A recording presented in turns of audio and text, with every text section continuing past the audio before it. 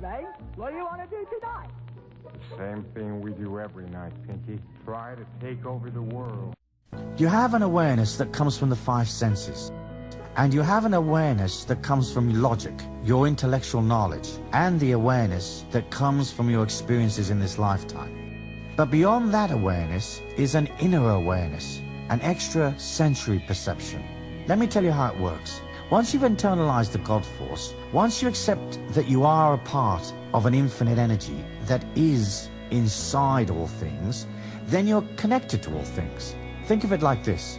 External reality seems outside of you, but that is an illusion created by a limited point of view. A trans-dimensional being watching the earth plane, watching people's thought forms, and feeling the earth would see the earth as one molecule of matter, thought, and feeling. It would see all of our evolution inside the one molecule. From beyond the earth plane, there would be no internal and external. There'd only be the one energy, all of it internal. So you're connected to all things, seen and unseen, here and not here. Strange, huh? Everything expresses, to a lesser or greater extent, the God force. The machine playing this lesson has some part of God force in it, because there's God force in the molecules. That is not as much God force as in something that's alive, like a worm. And a worm has less God force than a bird, because the bird is more complicated. And you are more God force than an animal. And some humans have a greater amount of God force than you and I have. There are levels, but you are connected. You are the worm. You are the bird. You are the machine. You are the car. You are the air that we breathe. Once you understand that, and once you understand that everything is alive and emits a feeling, then you can understand that you are a feeling as well. You are a thumbprint of energy that is the collective emotion you've developed in this lifetime. You're not so much what you think, you are what you feel. Those philosophies that say, think and grow rich, are not necessarily wrong, but they don't quite go all the way. You have to feel and grow rich. You're a feeling, and everything else is a feeling. So bit by bit, you can begin to place your awareness into things to discover how they feel. How does a seagull feel as it flies? How does this tree feel? How does this situation at work feel? How does this business proposal that the guy in the bar's just offered you feel? Is it crooked? Is it safe? Is it legal? Is it comfortable? How do things feel? In understanding that, you expand. Going on from understanding that you're feeling and understanding that you are the God force within, you have to accept that you can direct that God force. What that means is, whatever you concentrate upon is what will eventually manifest in your life. So if you believe in disease, you will imbalance your emotion and hasten the disease within you. If you constantly say, this job is a pain in the ass, the infinite energy within you takes it literally and you get hemorrhoids. If you say, I believe in lack, then opportunities miss you. Money falls from your wallet. Somebody steals your car. Ernest Holmes said, where your mind goes, energy flows. And old Ernest was right. We know that. Whatever you concentrate upon empowers you.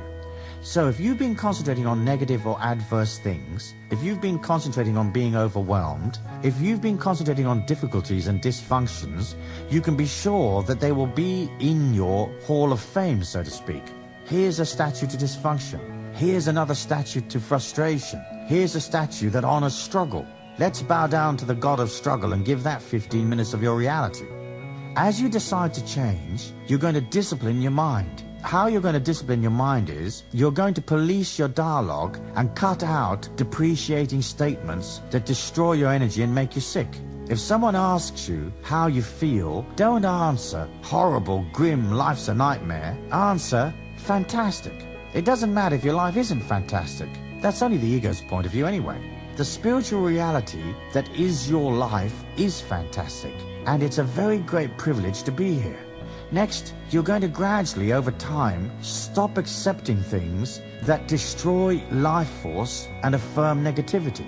You're going to stop accepting things that destroy your balance and affirm weakness. So at first, your mind will be very strong. You will say, I believe, and the mind says, no, we don't. You will say, I feel good, and the mind says, no, I don't. You say, I think it's going to work, and the mind says, no, it won't. That's the beauty of this battle, of this journey.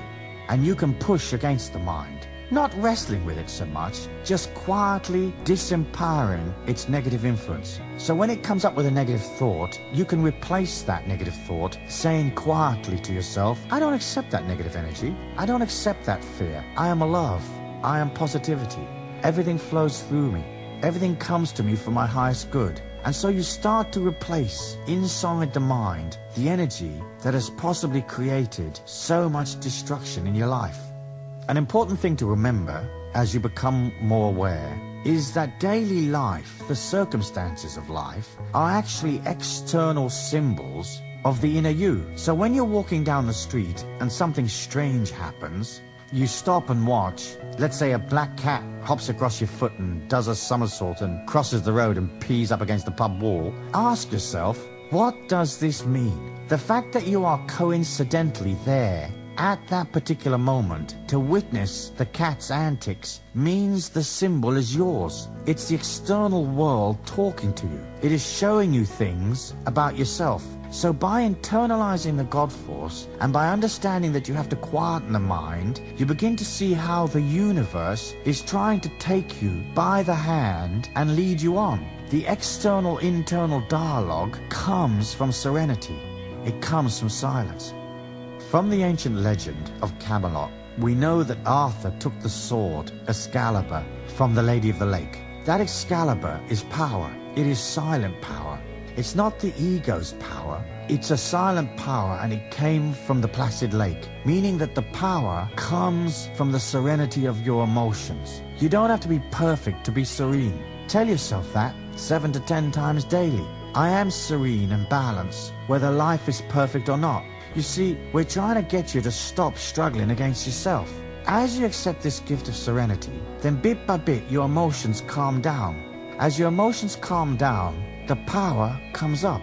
It's not an egotistical power that you can wield to maneuver people. It's a silent power. It's a power that you will internalize. It's a power that you will use to heal your body. It is a power that you will use that will show you an evolution, a transcendence that is not normally available to people. But you have to learn to guard the power, to guard your energy and guard against the ego trashing it. It's a paradox of the ego that on one hand, it's babbling away, trying to build itself up, trying to generate gratifying experiences, trying to maintain its importance. And then in the same breath, it generates negativity to trash itself. Only the ego would believe that in moaning and groaning, things might get better. Essentially, it's calling for its mother to help it. I'll cry, I'll moan, I'll demonstrate the injustice of it all. Save me, help me.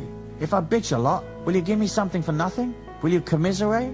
What you're going to do from here on out is you're going to discipline your mind. When you find yourself buying the negative emotion, getting out of control, you're going to stop and mentally change the program. Remember, don't buy the emotion, buy the solution.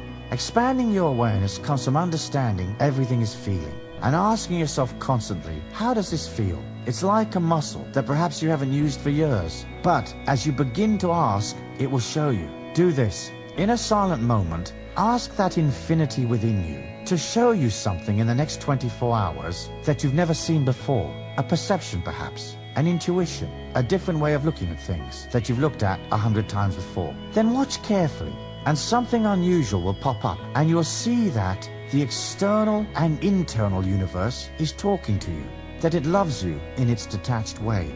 Naturally, the ego is very resistant to letting go. It not only wants to hold on to its sense of power, but it likes to dominate your life and the lives of others because it feels insecure. So, it may be frightening to let go, but the fear is just a manifestation of the ego. In my view, it's more frightening to stay where you are, isn't it? One has to learn to trust and be able to trust. As spiritual beings, we're flying blind, but that's what makes the whole of this process so fascinating. We have to embrace infinity inside a mortal body. We have to believe in a God we can't see. We have to learn to love in a dimension where there's so much hatred. We have to discover freedom where control is the state religion. We have to feel safe in spite of our concerns. So what we're really talking about here is blind trust. You have to have the courage to embrace the idea, accept the idea, and believe it before you have any real proof that this infinite self is there or that it will work for you. You have to be able to regenerate within yourself that sense of believing. In order for the power that's within you, the power of that infinity, the higher self, to come into your life. If you can't let go and trust, if your ego personality is fearful or constantly blocking off the inner power with its intellect, with its resistance, then the awareness, the extrasensory perception that you're naturally entitled to will be stymied and held back. We're used to overriding those little messages, aren't we? It's a part of how the ego plays its game. That infinity within you is like a divine celestial wind, which, if you can quieten the mind, will blow gently in your direction and assist you. People ask me, is it intuition? Yes and no. It's more than intuition. Spontaneous intuition is how it manifests in the early stages, while your mind is cluttered and while it dominates you. Later, it comes through as all-knowing, instant information derived, as said, from a heightened sense of feeling. It grows as you focus and discipline, and as you know and believe that you're infinite. Once you can see the 9-to-5 humdrum tick-tock world for what it is, the power joins you. It teaches you hour by hour, day by day. It constantly shows you. It will show you the people that you need to be associated with. It will show you the belief patterns that you need to discard and fling off your cart. It will show you when it's time for a career change. It will create a depth of perception for you. However, you have to agree to listen to it. Next, you have to have the courage to be different. That may get you some flack from the people around you, but so what? Anything is better than being stuck. Next, you have to have the courage to accept and weather the pain and the aggro the ego will go through. It isn't going to like what's going on, and it will protest with very logical, good-sounding arguments trying to turn you around. When that happens, stiffen your resolve and perform some discipline the ego won't like. Throw yourself in the river at 4 a.m. every morning for a week. That should fix the ego pronto. In conclusion to the courage to go beyond, I'd add the courage to be vulnerable. As you change and grow, the ego will feel assailed and threatened. If you have no resistance, you're fine. If you have a lot of resistance, it will hurt. Imagine yourself as a small animal in the forest. It has no defense. It has no power. It is vulnerable. Allow yourself to become vulnerable, and you can come off the macho, dogmatic, insistent psychology that most people suffer from. And you enter into the spiritual beauty of moving and flowing without necessarily knowing which way to go or how you'll get there. Believe, believe, believe.